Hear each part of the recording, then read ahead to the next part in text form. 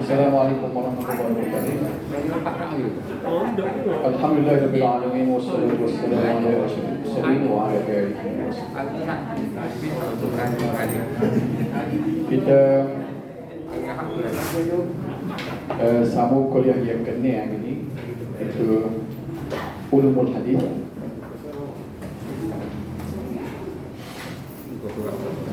Bagi siapa dia yang tak hati itu, saya rasa boleh tengok video. Tapi oleh kerana rakan kita lepas tu banyak sama teknikal, dia tak tahu rampak wayang mikrofon, tak masuk suara. Jadi ni saya 2-3 kali kecil, kalau tak rampak dia tak ada air. Kita insyaAllah jadi. Baik, kita berdiri baru ni setakat kontroversi dari segi penulisan hadis. Kontroversi. Sama ada Rasulullah sallallahu alaihi wasallam memberi izinan atau melarang hadis-hadis yang terbit dari baginda untuk ditulis atau dicatat. Bagian mana tu? Nombor berapa? Para mana? Bukan surat apa? Oh juga. Bukan surat apa? Okey. Jadi kontroversi sama ada Rasulullah memberi izin untuk hadis ditulis ataupun sebaliknya dilarang. Masuk balik tak? Mak video masuk balik ke tak? Okey. Jawab. Ada beberapa hadis yang melarang penulisan hadis, namun kesemuanya tidak sahih yang kita bincang minggu lepas. Ada hadis yang dilanggar, Nabi larang hadis dia jangan ditulis. Jangan tulis hadis. Baik. Tapi semua hadis itu tidak sahih, kecuali satu hadis sahaja. Saya tidak ulang itu, cuma nak rumusan. Kita bincang ni. Hadis tersebut walaupun dianggap sahih oleh ulama hadis, namun sebahagiannya mengatakan mauquf. Saya dah bincang bahawa ni gapo dia mauquf, gapo dia marfu', gapo dia mursal kan. Hadis ini bersifat mauquf. Maknanya gapo mauquf ni iaitu hadis yang disandarkan kepada sahabat, iaitu Abu Sa'id Al-Khudri, bukannya kata-kata Rasulullah sallallahu alaihi wasallam. Ada hadis yang larang tulis hadis, Nabi larang. Tapi hadis walaupun sahih tapi mauquf. Hadis itu mauquf. Mauquf ni maknanya dia sandar kepada sahabat, tak sampai ke Nabi. Ini baru masuk 1.4. Ada 1.4. Ada tak? Sementara hadis-hadis yang mengharuskan penulisan terlalu banyak, antaranya 1.4.1.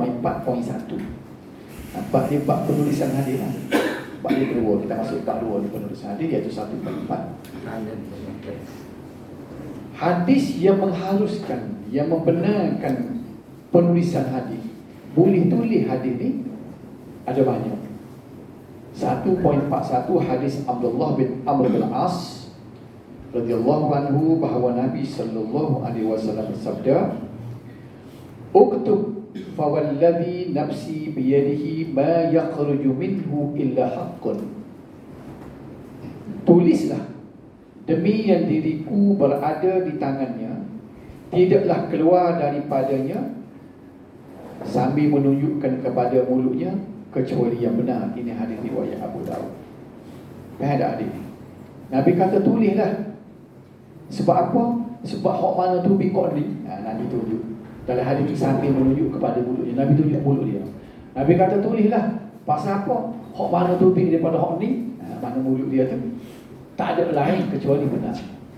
Jadi maknanya nampak sini hadis ni boleh tulis. Okey.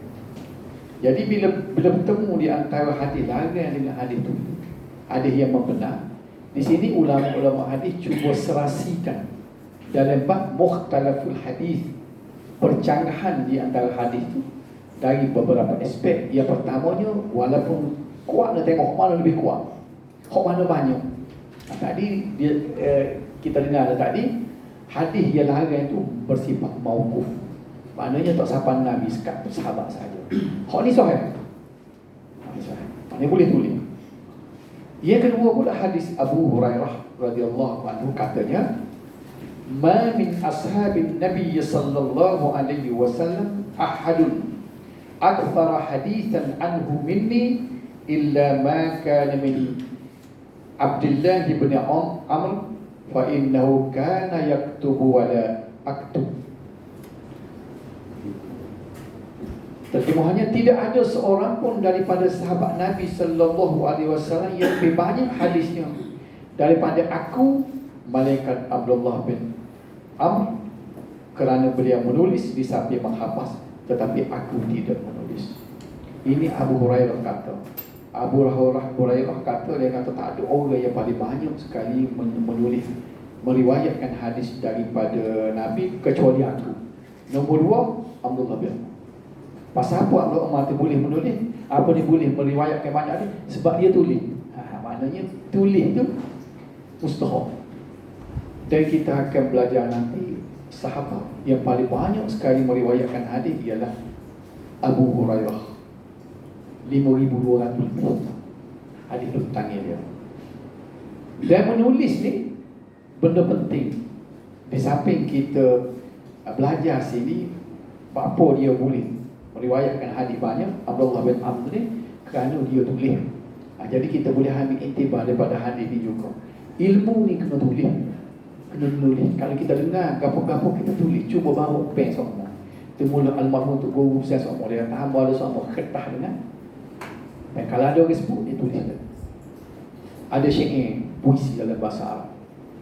Dia sebut al-ilmu saydun. Ini bukan hadis tu, puisi. Al-ilmu saydun wal kitabatu qaiduhu. Ilmu itu umpama binatang buruan dia. Tulisan wal kitabah, tulisan catatan itu, qaiduhu, jerat dia. Jadi nak ikat tu kena jerat. Tengok saja, tengok kijian lalu, pelanduk lalu, pakai lepas saja. Faidal hamakata an tasida ghazalah fatahukkaha bainal khalaiqi tariqah.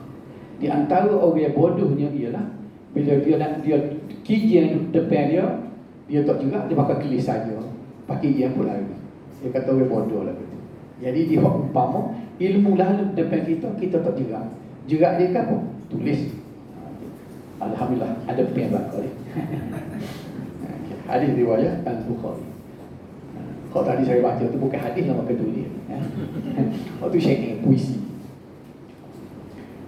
1.4.3 hadis Abu Hurairah radhiyallahu anhu katanya Rasulullah sallallahu alaihi wasallam bersabda.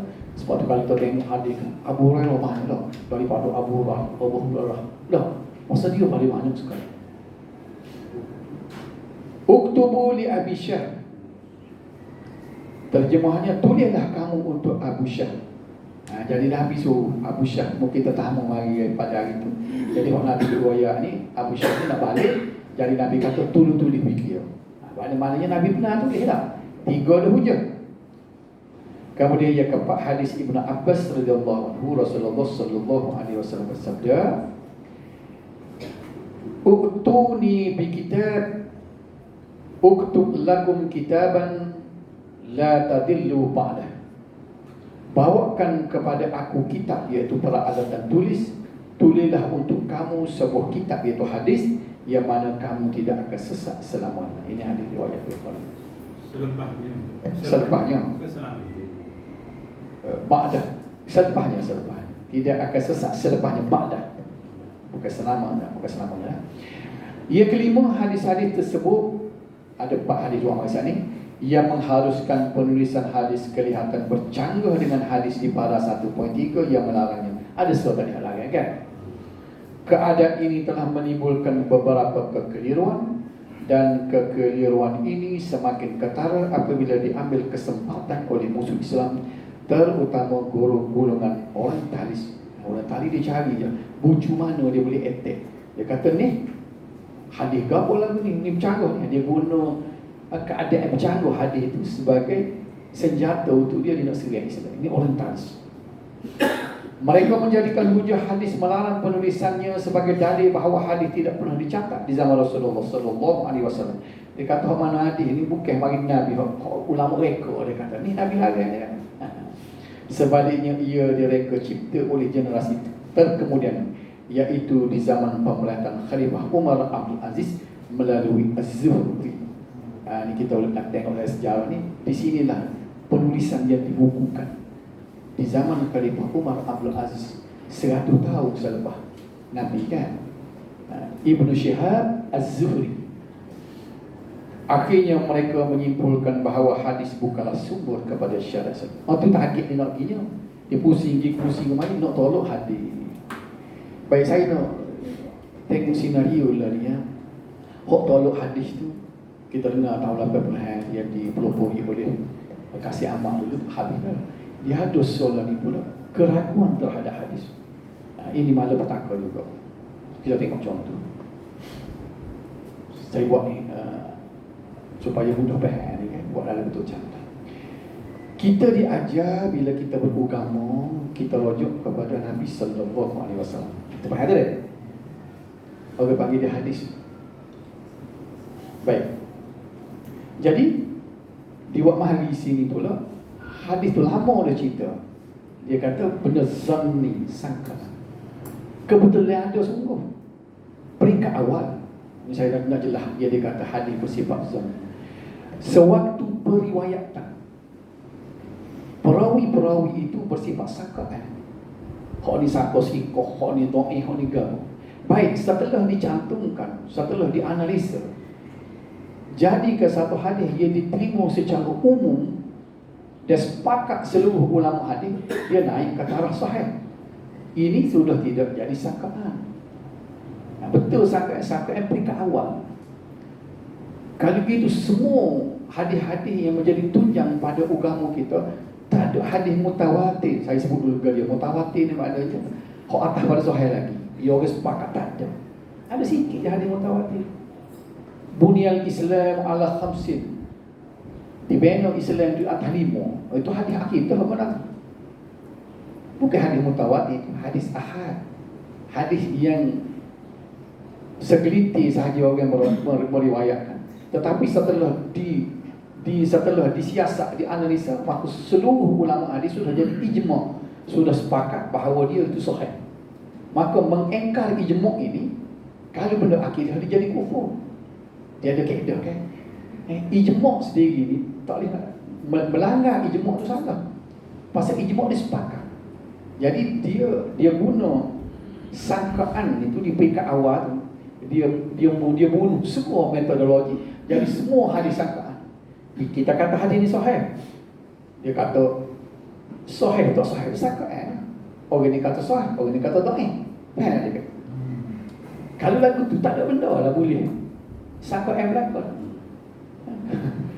Jadi dia sebenarnya tujuan sebenarnya dia nak tolak hadis, tapi dia guna sangkaan. Tapi golongan ni sebenarnya dia tidak nak tolak hadis. Dia tak siwi tolak hadis dia pegang. Dia bawa hadis palsu. Bila kita kata tu hadis palsu tu sangkaan dia kata. Sudah hijau. Habis. Itu target dia supaya dia bebas menyebarkan hadis palsu. Ulama-ulama hadis dia memandang berat terhadap hadis palsu. Sebab benda ni ulama dua nak khilaf dua. Ada ulama yang sederhana, dia kata haram, dosa besar. Menyebarkan hadis palsu dosa besar. Sehingga ulama sebut kalau kita menyebar hadis palsu dalam atas masjid lebih berat daripada minum air atas masjid. Kenapa? Pasal minum air atas masjid dosa kita dengan Tuhan. Kan? Orang tidak boleh terpengaruh dengan kita. Ada pun hadis palsu sama-sama dosa besar. Buat atas masjid kita sebar pula, kita pula turbah pula, pakai subai pula. Lepas tu hadis palsu pula di orang jadi macam derek seli ke. Pecah orang ni royak, orang ni sudah jadi viral. Maka kita menyebarkan hadis palsu, maka ulama hadis kata lebih berat daripada minum air atas masjid. Bukan main-main. Tapi dia nak dan satu golongan ulama lagi kata kufur. Bunuh himmi. Tapi itu ulama keras.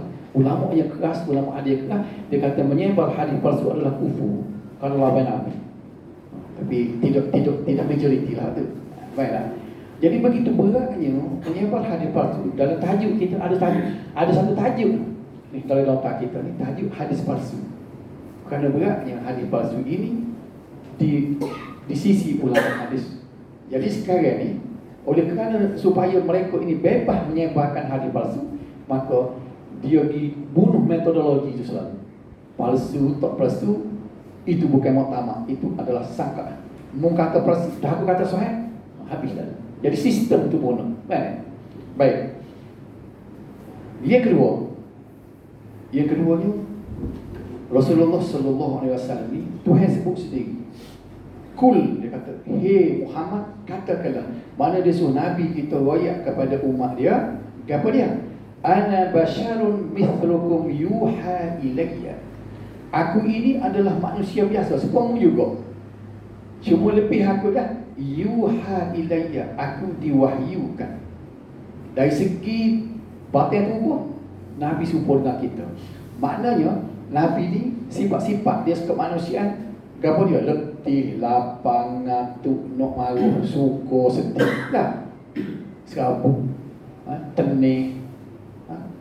Apa lagi? Segala benda yang kita ada, physical, mental, spiritual yang ada di Nabi, serupa dengan kita. Sebab barang tu dulu, mesin tu dulu. Produk sama-sama, produk manusia. Basyariyah. Jadi, baik.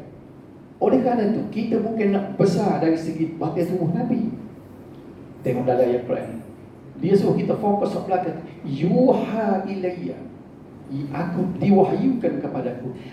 Supaya kita berhenti beratkan kepada wahyu, bukan batin tubuh dia. Bolehlah kalau kita tengok Nabi ni, rupa marah dia lagu ni, sifat itu tak ada masalah. Tapi ajaran dia tu, dia mustahil. Baik, sekarang ni ada satu kecenderungan. Dia nak menafikan basyariyatul Rasul, kemanusiaan Rasul. Diwakil ke mana? Kejadian daripada Nuh. Dia tak siwit jadi, kalau panggil sperma dengan, kalau tak ingat lagi juga, over dah. Jadi zygote. Jadi dia tak siwit je. Dia kata Nabi ni dijadikan daripada padahal hadis palsu. Kan dia jangan ni, dia kata hadis ni hadis palsu. Dia kata Jabi tanya, apakah kejadian ya Rasulullah, kejadian pertama? Dia kata, Nabi jawab, Nur nabiyyika ya Jabi. Nur, cahaya Nabi-Mu ialah makhluk yang pertama dia. Waktu hadis palsu.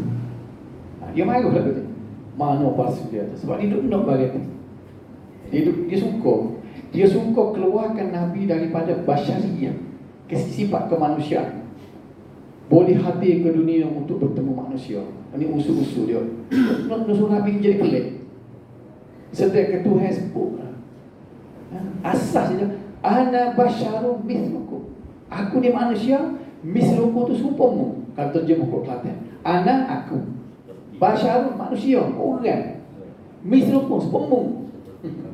Tak makan, minum, tidur serupamu ke. Cuma yuha, butik ni ya Nabi Tuhan nak suruh fokus kat yuha, wahyu dia. Selagi dia amalan yang tidak mampu diikuti. Zikir Nabi padan dengan Nabi, kita kena cari zikir lain. Ngatik Nabi tak suruh ngatik kita. Kenapa? Dia nak suruh kita putus. Tujuannya nak penting, nak sekat kita daripada Nabi. Itu je. Apa tujuan dia sekat daripada Nabi? Sebabnya nak cipta amalan sendiri. Inilah dalam sejarah bagaimana orang-orang dulu yang telah mencipta amalan sendiri. Sebab inilah dia, target dia kan? Dia nak putuskan kita dengan Rasulullah sallallahu alaihi wasallam. Maka timbullah bidah. Jadi dia bila cipta amalan sendiri, dia jadi dua, sama ada bidah ataupun khurafat. Bidah dengan khurafat ni beza mana? Siapa dia tahu? Bid'ah ni ialah benda agama yang kita, kalau kita tak mengaji, kita nampak serupa antara hak Nabi dengan tu. Khurafat nampak petang lagi, serupa bijam ni pusu. Apa lagi sembelih bobah bala, perani laut dah. Kau tak boleh. Tu khurafat. Peru hatu raya. Kau tu nampak je tak. Tapi bid'ah ni benar tak nampak. Sebab tu Imam Syafi'i sebut, Bid'ah ni apa dia? Tariqatun fid din mukhtara'atun. Ialah jalan agama yang dicipta, jalan agama. Tudahi syariah, yang menyerupai syariat. Kalau kita mengaji, dia tengok bid'ah serupa. Semaya lagu tu juga, baca lagu tu juga, zikir lagu tu juga. Tapi bid'ah sebab tidak bagi daripada Nabi. Betul dia, mana siapa tu? Mana siapa tu khurafah? Khurafah. Khurafah. Bid'ah ni tengok. Dia kalau macam dia tu buat amalan zikir contoh kan. Zikir pas semaya ke apa tapi dia tidak tahu. Bagi mana zikir. Tak mana. Saya bincang dulu tak benda-benda hak zikir itu kalaulah sekiranya bertepatan lah. Sebab tu kita nak kata bid'ah ni kan. Sebab walaupun bid'ah tu hak tidak Nabi, tapi ulama kita kena dengar di mulut ulama juga. Supaya apa dia? Supaya bila Imam Nawawi kata ni bid'ah, jangan pula kita bid'ah kita, sebab kita tak cukup ilmu. Tengok orang buat bid'ah, tengok orang bid'ah. Nanti nak boleh kita kata bid'ah, kena biar ulama kata. Ulama pula bukan ulama rumah kita. Ulama bukan ulama kampung kita. Ulama macam Imam Nawawi. Baik. Contohnya, semaya ni benda yang tudahi syariah, benda nampak agama lah. Semaya sunnah. Dulu amalannya ditulis dalam kitab. Semaya sunnah malam Jumaat pertama bulan Rajab. Tak lama ni. Sikit lagi hari persembahannya. Semaya dipanggil semaya sunnah ar-raghaib 12 rakaat. Apa yang jadi lama orang buat? Sebab kita ada sebut. Kitab besar, kitab mana sebut? Kitab Ihya. Ibn Ghazali. Dia sebut sunnah raghaib. Semua orang takut bila bunyi Ibn Ghazali sendiri. Tapi bila Imam Iraqi dengan Imam Nawawi kata ini adalah bid'ah. Apa jadi gitu? Di mana duduknya Imam Ghazali? Saya sebut dah dulu, Imam Ghazali dia tidak bersalah. Sebab zaman dia 500 tahun 500 Hijrah. Dalam sejarah Imam Ghazali di akhir hayat dia, dalam satu riwayatnya, buku Sahih Al-Bukhari itu atas dada dia baru mengaji hadis. Dia ulama besar yang menulis dalam ilmu-ilmu lain, ilmu didikan, ilmu tarbiyah. Orang terima. Sebab tu kita yang walaupun dalam kitab Ihya tu ada 949 hadis yang terlalu dhaif dan palsu, tapi kitab tu masih diterima. Bukan hadis itu sahaja. Faham? Sebab banyak manfaat. Tapi orang tak faham, dia kata kritik Imam Ghazali. Bukan kita kritik, imam juga yang kritik. Sebab imam tu disemuk semula. Boleh kata imam tu semuk semula? Boleh. Sebab pesan Ghazali sendiri. Imam Ghazali mengambil semangat seperti Imam Syafi'i. Dia kata iza sahhal hadis khilafu qawli fa'malu bil hadis wa truku qawli. Apabila menjumpa hadis sahih, ia bercanggah dengan segala fatwa aku, maka membuka hadis sahih yang bagi jumpa membuang aku. Nampak tak? Kalau dia ada Imam Ghazali, dia terima kasih banyak kepada Imam Nawawi sebab tolong semak. Orang lain ni dia tak faham. Dia kata apa kritik Imam Ghazali? Dia ambil kita, dia gelawan dengan Imam Ghazali. Memang haluh kita. Kita kata Imam Nawawi, Imam Iraqi. Faham tak? Ni orang panggil metodologi. Jangan sensitif kita ni. Seolah-olah kita tu sebab Quran tak letih. Semua ada salah. Imam Syafi'i sendiri banyak diperbetulkan oleh imam mazhab dia selepas daripada itu. Faham tak? Baik, itu dia benda bid'ah dan khurafah. Boleh beza tak? Bid'ah ni satu contoh tadi macam semaya sunnah raghaib. Nampak macam ibadat jugalah. Siapa maluhnya Imam Ghazali, Imam Nawawi terhadap orang yang mencipta tu. Dalam Syarah Sahih Muslim dia sebut qatalallahu man iqtara'aha. Semoga Allah membinasakan orang yang mereka kasar Imam Nawawi, orang yang mereka semaya sunnah ar-raghaib. Sebab dia pasal ni bid'ah tu benda ni bid'ah. Jadi metodologi kita nak boleh kita kata bid'ah biar ulama juga kata. Jangan tengok bid'ah kok cik tu kepala orang ni. Kita misal ni macam semaya sunnah ar-raghaib adalah bid'ah kita kata. Kita bukan kita kata. Kita ambil kata-kata Imam Nawawi. Faham lah? Bukan boleh bisa nak. Dari mana bid'ah ni? Benda haram lah. Memang kulla bid'atin dalalah kan. Setiap bid'ah sesat. Ya ada kata ada bid'ah hasanah atau bodoh tu dari mana? Hak tu dah sebabnya kita dengar kena tengok kalam imam tu sendiri. Okey. Sebenarnya bid'ah tu dia terbahagi banyak tu sebenarnya kalau kita tengok daripada kalau kita ingat Ibn Hajar pun sebut disebut sini maknanya bukan Ibn Hajar lah. Saya tak ingat siapa dia tu. Ibn Syafi'i pun dia menyebut contoh bid'ah hasanah tu benda yang tidak konsep gapo dia panggil struktur ibadah. Contoh-contohnya saya ada tengok buku tak mungkin masuk. Apa makna bid'ah hasanah? Bid'ah hasanah ialah benda-benda seperti membina asrama, membuat termasuklah buat elektrik apa semua. Benda-benda ribat asrama dia kata, buat masjid, buat gapo tu kan. Itu dia panggil bid'ah hasanah. Benda yang dia tidak menyentuh soal amal ibadah. Sebab tu orang tidak faham dia kata ada tengok dalam dia kata dia push dalam gua tu dah dalam grup WhatsApp seolah-olah macam terpukul gitu. Orang tu kata bid'ah. Dia kata naik kereta ni mana? Dia kata naik kereta bid'ah. Bodoh. Orang suruh jalan kaki lah. Orang kecek bid'ah nak tengok dia tak pergi kotak dia.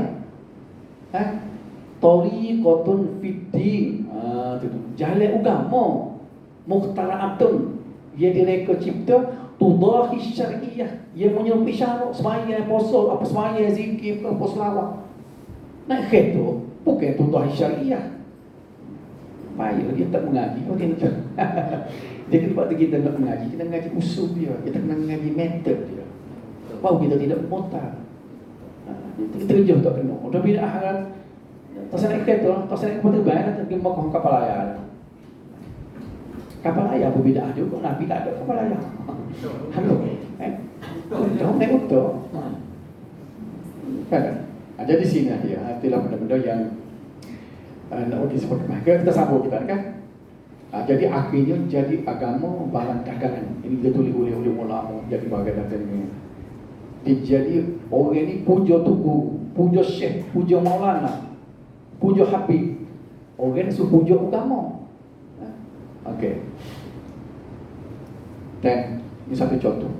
An Abdullah bin Mas'ud radhiyallahu anhu qala kaifa antum idza labistum fitnah yahrumu fiha al-kabir wa yarbu fiha as-saghir wa yantaqiduha an-nas sunnah wa idza ghayirat qalu ghayirat as-sunnah qalu wa mata dhalika ya Aba Abdurrahman qala idza kathurat qurra'ukum wa qallat fuqaha'ukum wa kathurat umara'ukum wa qallat umana'ukum wal tamassat ad-dunya bi 'amal al-akhirah. Ini hadis riwayat daripada Abdullah bin Mas'ud.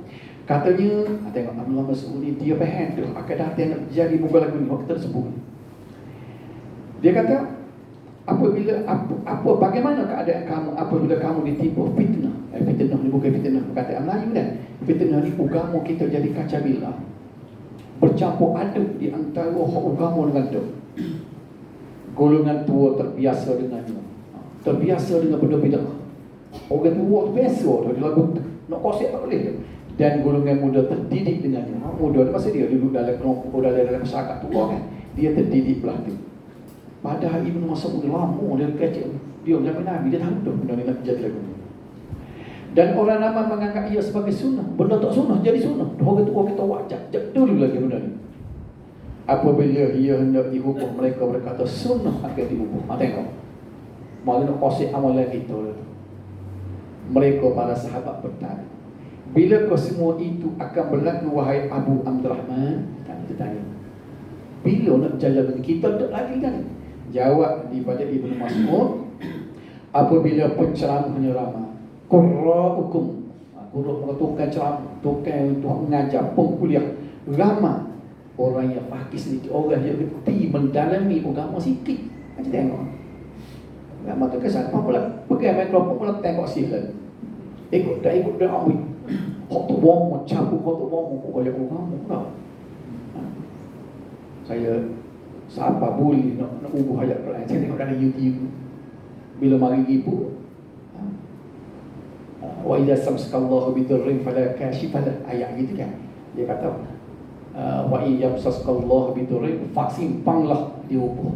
Ayat Quran, fala kashifa lahu, fasimpanglah, maka suruh ribut tu bersimpanglah. Kita baca orang kata ribut pula. Orang suruh Nabi main. Kalau Nabi hajar tertutup, bersimpang kat yang lain. Dan dunia diperolehi dengan amalan akhirat. Para pemimpinnya ramai, orang amanah sedikit. Dan dunia diperolehi dengan amalan akhirat. Ni orang panggil. Nak dunia guna amalan akhirat. Orang bayar. Ini riwayat ada ni. Okay. Bagi menghapuskan kekeliruan dan penyelewengan fakta tersebut, para ulama telah menggariskan jawapannya. Tengok. Dia kata hadis ini tidak sahih, bukan sumbernya, yang mana berlaku percanggahan antara Nabi suruh dengan Nabi larang, kan?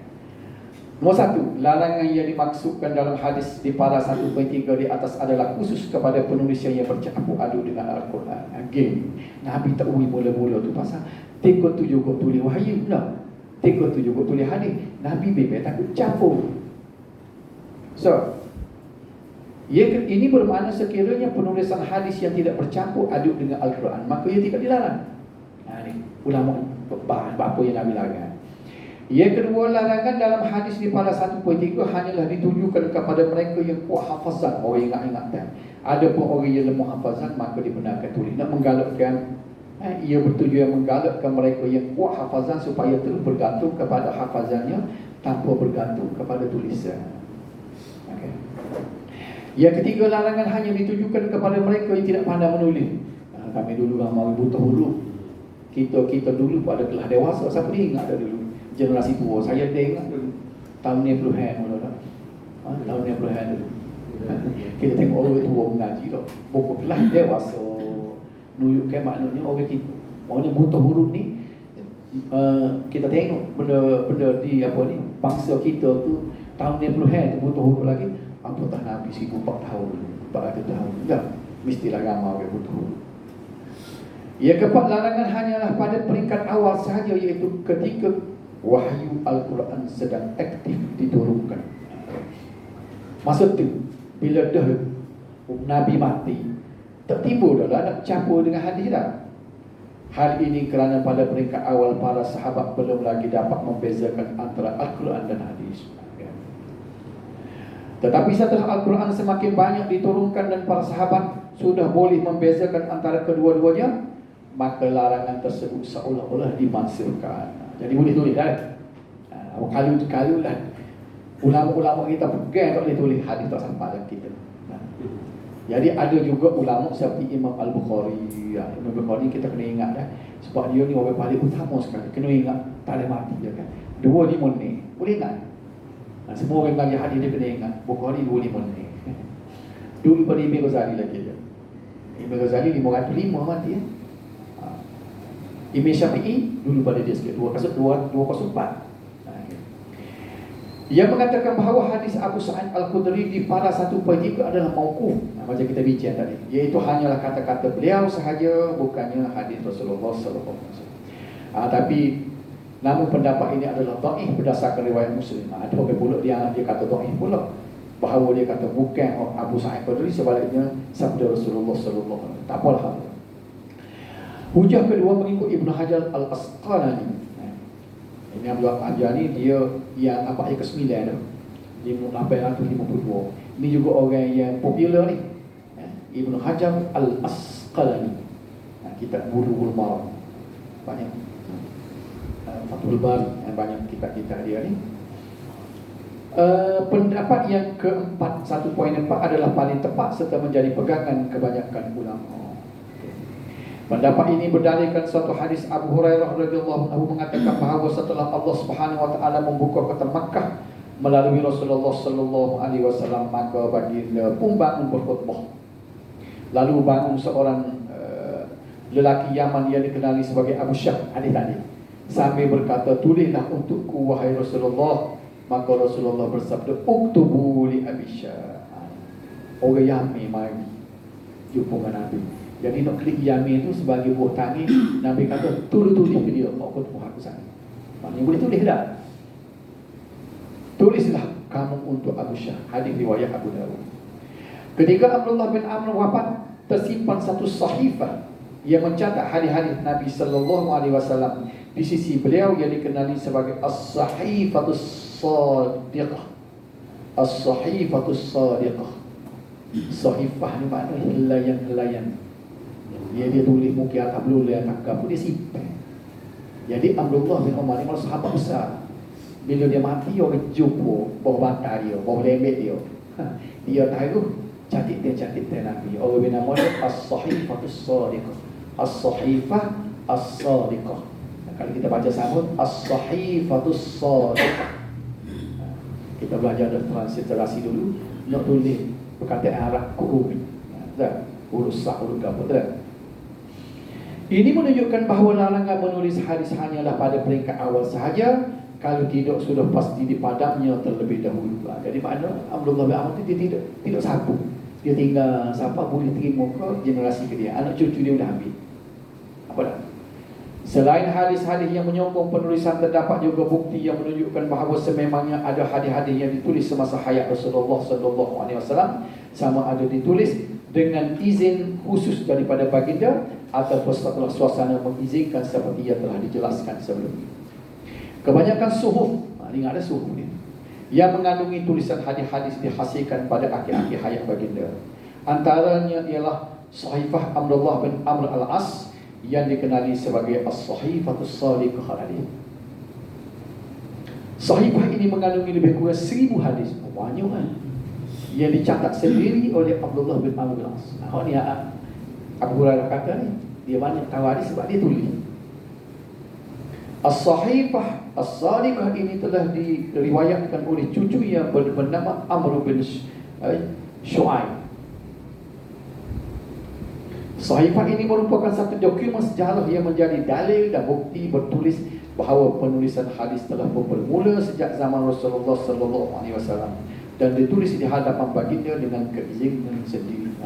Kita nak buat kekeliruan, takut kata hukum tak boleh tulis. Jadi boleh ada. Begitu juga dengan Sahifah Ali bin Abi Talib, Sayyidina Ali pun ada. Ia mengandungi beberapa hukum syarak khusus tentang diyat, hukum pembunuhan yang dilakukan oleh orang Islam terhadap orang kafir, kesucian kota Mekah dan lain-lain. Ada hukum-hukum tu. Hukum dari mana? Daripada sabda-sabda Nabi. Dia simpan. Selain itu, beberapa suhuf yang ditulis oleh beberapa orang sahabat seperti Sahifah Abu Bakar As-Siddiq, Sahifah Sa'ad bin Ubadah, Sahifah Jabir bin Abdullah, Sahifah Samurah bin Jundub, Sahifah Abu Musa Asy'ari dan Sahifah Abdullah bin Abi Awfa. Maka boleh baca. 1.12. Begitu juga dengan surat-surat Rasulullah sallallahu alaihi wasallam kepada beberapa orang raja yang menyeru mereka memeluk Islam dan ditulis oleh penulis baginda sallallahu alaihi wasallam, yang juga menjadi bukti terhadap penulisan hadis oleh Rasulullah sallallahu alaihi wasallam. Saya baca cepat-cepat ni pasal benda tidak payah dah. Bacaan je. Jadi boleh baca sendiri sebenarnya ni. Surat-surat ini telah dikumpul oleh Muhammad bin Al-Hadidah Al-Ansari dalam kitabnya Al-Misbahul Mudin fi Kutab Nabi Al-Ummi wa Rasulih ila Muluk Al-Ard min Arabi wal Ajami. Ada nama panjang nama kitab. 1.13. Namun demikian tidak semua hadis dicatat pada zaman Rasulullah sallallahu alaihi wasallam. Hanya sebahagian kecil sahaja yang dicatat. Hal demikian bukan bermakna banyak hadis yang hilang dan ditinggalkan oleh para sahabat. Sebaliknya, kesemua hadis tetap terpelihara melalui penghafalan dan ada. Baik, hak tulis tak banyak. Pak hadis yang lebih banyak dari mana? Okey, benar dari mana? Dua hafal. Jadi generasi tabi'in ni, bila dia tahu hadis itu duduk di dada sahabat-sahabat, itulah kerja dia mencari. Habis harta. Sehingga ada, saya tak ingat siapa dia tu, seorang perawi hadis tu, hadis harta, buat tambah, bunyi khabar ada orang Gua Musa, Gua Musa bawa hadis. Semua dia pergi. Naik private sahaja. Nabi dulu lah, jangan kata, namun kata saya, naik private sahaja. Kita tengok ibarat. Tak jumpa orang tu kan, nak telefon tak ada, Nabi dulu. Pergi semula pun lah. Pergi sana, jadi mengembara ekspedisi nak cari hadis ni sampai habis harta. Itulah perjuangan mereka supaya hadis itu terkumpul untuk kita, generasi kemudian. Jadi jangan ingat hadis tu, ini hadis ada, duduk dalam kepala, duduk di dada. Jadi gerak geri Tuhan menggerakkan demo ni, cari hadis-hadis. Secara keseluruhannya dapat disimpulkan bahawa hadis tidak dibukukan secara rasmi di zaman Rasulullah sallallahu alaihi wasallam, walaupun penulisannya telah bermula di zaman baginda dalam bentuk catatan. Untuk kata-kata, orang ni ada Pak Limullah, orang ni ada tulis di belulang, orang ni ada tulis di batu. Dah. Lepas tu hak tulis itu, hak tu dalam dada orang ni ingat, orang ni ingat anda. Jadi tidak dibukukan. Baiklah.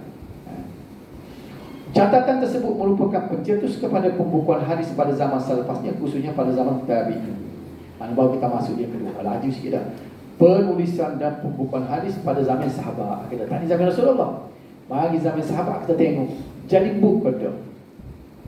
Walaupun banyak hadis yang membenarkan penulisan hadis, terdapat hadis yang sebaliknya, iaitu melarang penulisan. Ada lagi duk menghantui sahabat.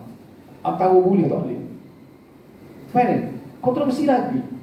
Ada yang pegang hadis tu. Orang kata dok hadis tu mauquf, ada kata dok. Apa dah? Masih ada lagi. Ini menyebabkan tidak ke semua sahabat mengambil sikap positif dalam usaha penulisan hadis. Ada main lagu tu lagi. Okey. Seolah-olah mereka terbahagi kepada dua golongan. Satu golongan menggalakkan penulisan hadis, sementara satu golongan lagi tidak menggalakkan, malah melarang. Kalau kita tengok bagi dua macam ni, menggalakkan penulisan hadis, melarang penulisan. Ada dua golongan. Siapa dia dah? Cuba tengok. Ada dua golongan melarang. Sekali lagi menggalak. Ni sahabat ni. Hak melarang siapa ni? Tu. Antara sahabat yang tidak menggalakkan dan melarang penulisan hadis ialah Abu Bakar Siddiq. Abu Bakar Siddiq tak boleh tulis. Ke Abu Bakar ni kan. Nak buat Quran boleh tak boleh. Jahat dan boleh. Takutnya benda bid'ah. Dia kata tak boleh mudah dah, dia tak boleh baru. Jangan tempat pandang-pandang je maru Nabi. Kena tu orang sayang Nabi. Bukan sayang Nabi kira ekor Nabi tak buat.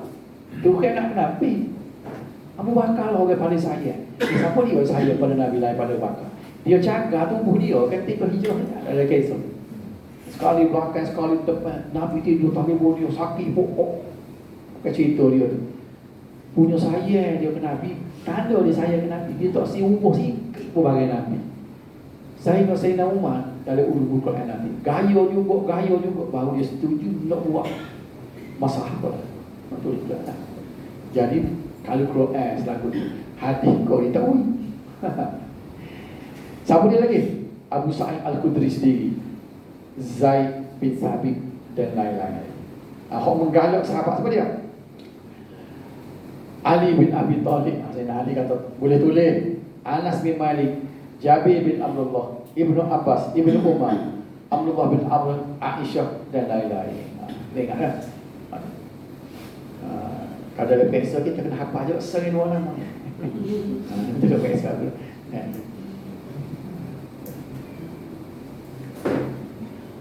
Berdasarkan perbezaan pendapat dan sikap mereka, inilah yang menyebabkan penulisan dan pembukaan hadis pada zaman mereka gagal mencapai satu pembaharuan. Saya highlight warna kuning. Nak ayat apa? Masa zaman sahabat gagal mencapai satu pembaharuan. Suku Nabi dia main belah bagi tulis tak tulis. Hasilnya tiada perkembangan, dia hanya lanjutan dan kesenambungan daripada apa yang berlaku pada zaman Rasulullah sallallahu alaihi wasallam. Ada? Kita pernah cerita. Nak buat pasal apa kita nak jujur cerita siapa-siapa ada buku hadis kita lah di Sahih Bukhari, Sahih Muslim. Mari iman betul. Hadis-hadis hanya dicatat dan ditulis oleh para sahabat sebagai usaha dan inisiatif individu tanpa ada arahan rasmi daripada pihak pemerintah. Dua poin itu. Antara sahabat yang menghasilkan sahifah pada zaman sahabat ialah Abu Hurairah melalui seorang tabi'in, Hammam bin Munabbih. Sahifah ini yang dikenali sebagai Sahifah Hammam atau As-Sahifah As-Sahihah yang mengandungi 134 hadis. Kesemua hadis tersebut kemudiannya diriwayatkan oleh Imam Ahmad dalam musnadnya dan Al-Bukhari meriwayatkan sebahagiannya dalam sahihnya. Baik, dalam musnad Imam Ahmad dengan Sahih Bukhari ada hadis-hadis dari dua sahifah. Dia ambil sini. Selain daripada dia ambil daripada perawi-perawi. Imam Ahmad ni boleh kata sezaman dengan Al-Bukhari. Dia kasih nampak tak? 241 250. Okey. Nampak kau matinya tikah 15 tahun. Imam Ahmad mati baru Al-Bukhari mati. Kan? Tanya saya, hadis yang diambil daripada Khalifah ni, dia tidak perlu sanad. Kalau dia ambil tadi bom juga. As-Sahifah dan dia sanad gini, sanad dia dalam meriwayatkan hadis itu dia bukan an saja, dia ada telah rujuk kepada kami. Kita akan jumpa dari segi kaedah meriwayat. Aku telah mendengar, telah mengkhabar kepada kami. Dan satu lagi telah menunjukkan kami satu kertas. Dia panggil meriwayat juga. Mungkin dari segi ni Mana sanad dia tidak panjang lah. Maksudnya dia direct kepada kitab itu. Gini, Al-Bukhari nak ambil Sahifah, dia ambil dengan orang juga. Bagaimana? Al-Bukhari kata telah menunjuk kepada kami satu kertas oleh orang ni. Apa dah? Panjang juga. Orang ni pula dia mengambil kertas ni daripada orang ni. Contoh lah. Misalnya kita baca kitab Bukhari. Adakah perlu kita ambil pada orang ni? Jadi sama. Oh, sebenarnya saya nak bincang tu. Tapi sebenarnya tak apa masa. Tak boleh royak lalu dah. Sanad ni hanya mustahak sebelum tadwin. Kamu tadwin? Sebelum hadis jadi buku. Dan jadi buku sanad tidak perlu. Kalau ada orang suka-suka. Kalau mengikut Dr. Asli Mufti boleh dia kata sanad orang lain ni suka-suka. Sebab tidak menjejaskan kesahihan hadis. Sudah jadi Bukhari. Hak perlu sanad sebelum dia. Sudah jadi buku, sudah tidak perlu lagi sanad. Kenapa tidak perlu? Ada dua sebab. Nombor satunya terlalu panjang itu. Yang kedua, hadis yang sahih-sahih nak boleh sampai kita jadi dhaif mula. Sebab syarat hadis dhaif dia kena perawi itu orang yang sikoh, orang yang hafal syarat. Baik ke? Katakanlah kita ni ambil hadis Bukhari. Tak si ambil Bukhari, ambil hadis Bukhari itu sahih tak? Bukhari siapa dia yang terima daripada Bukhari? Orang ni terima daripada ni. Belum boleh sampai kita ni jadi dhaif semula. Semua kita musuh kata jadi mautu tahu kita. Jadi hadis bersih kita tahu. Muka kita orang kita ini yang riwayat hadis dah. Nipu bangga dah. Kecik belawak lah. Jadi sekarang sanad sudah tidak mustahak. Kalau ada pun tak jadi apa. Tidak menjejaskan hadis itu sahih atau tidak. Faham benar ya? Sudah bila sudah jadi buku sanad tidak mustahak. Itu tujuan mustahaknya pada ini. Demon ni kerja keras nak boleh ke nak cari sanad biar boleh. Biar boleh hukum satu hadis sahih. Bila sudah sahih jadi buku tak using kan? Sebab tu kita kata kita nak riwayat mana ni? Daripada Sahih Bukhari juga. Mana? Oh tak ya. Ada orang yang ngaji. Saya dengar kepada mulut tubuh ni kan. Saya pergi interview dia masa waktu situ. Sanad pengajian hadis. Bukan sanad hadis. Dia ngaji dengan orang ni Anwar Al-Kashmiri dia ngaji di India kan. Susu sampai ke Syah Waliyullah Ad-Dahlawi. Itu panggil sanad. Itu bukan sanad hadis, sanad pengajian. Itu best betul tak? Sebagai sanad baca Quran ni kan. Dia sanad tu dia sanad bacaan dia. Baik. Faham tak? Jadi sekarang ni masalahnya apabila kita nak baca hadis Bukhari, kita tak perlu dah sanad tu. Direct kepada hadis. Jadi oleh kerana Sahifah ni sudah menjadi sebuah buku dah. Apa masalahnya dengan Bukhari nak ambil perlu pada sanad lagi? dan dia tak jadi dah. Sahifah tu tak jadi buku lagi duduk dalam keranda. Nak mengesahkan Sahifah. Kan? Katakan Sahifah ni duduk kepada Amr bin As. Dan Abdullah bin Amr bin As. Daripada Abdullah tu nak boleh sampai Bukhari tu dia kena mengesahkan dulu. Sahifah tu kertas ya kan. Muka tidak dicetak kata-kata lagi. Dia seorang yang ada kertas. Kan? Kertas ni dia seorang. Macam buku Bukhari dia ada kata-kata. Kalau salah sini boleh banding orang ni tak? Ni dia sepertilah ketah. Baik, nak mengesahkan ketah tu, sahifah tu daripada Abdullah bin Amr, siapa dia ambil? Orang ni ambil. Orang ni pula siapa dia ambil? Ini nak kesikoh juga orang ambil, tapi dia nipu. Maknanya Bukhari dia tak ambil ketah lah. Dan dia ambil sahih, dia ambil ketah tu. Dia ambil juga. Dia ambil ketah, tapi ketah tu banyak tangis. Sekarang tugas Bukhari mengesahkan bahawa ketah tu betul daripada Abdullah bin Amr. Jadi tak ada beza dia dengan riwayat kecil, cuma orang betul tulis. Baik. Okey. Selain sahifah amal, terdapat juga beberapa orang sahabat dengan usaha dan inisiatif sendiri menulis beberapa hadis sesama mereka. Antaranya Ustaz Ibn Hudayl Al-Ansari yang beberapa hadis untuk dihadap, saya tinggal menulis untuk dihantar kepada Khalifah Marwan bin Al-Hakam. Jabir bin Samurah yang menulis beberapa hadis kepada Amin bin Sa'id. Zaid bin Sabit yang menulis hadis kepada Umar Al-Khattab dan lain-lain. 2.5. Selain usaha individu, ada juga hasrat Khalifah Umar Ibn Khattab untuk membukukan hadis-hadis secara sempurna. Saya dah mari dia ke depan sama dia. Dia kata kena waktu. Tengok apa? Cerita Umar ni tak? Dia yang minta Abu Bakar buat mushaf Quran. Gaya tu gaya je lah, kaki barulah Abu Bakar setuju tu. Hadis boleh nak boleh kena buat buku sekarang ni ke. Tengok dia advance pemikiran dia. Masa dia tu ada tu pemikiran dia nak buat buku dia kata. Namun hasratnya dibatalkan kerana beliau bimbang para sahabat akan memberi tumpuan kepada hadis sepenuhnya dengan meninggalkan Al-Quran. Dia alasan gitu. Lama dia kata main duk gali tulis hadis, hok mustok Quran dia kata. Apa dah? Maka pembukaan hadis secara semi belum berlaku pada zaman sahabat, malah tidak ada perbezaan yang ketara dengan zaman Rasulullah. Macam kita bincang tadi. Tengok pula zaman Tabi. 5 minit lagi dah. 5 minit nak berhenti sini. Sebabnya kita minai 5 minit, 5 minit lagi sambung ulum Quran. Sekali dah. Wallahu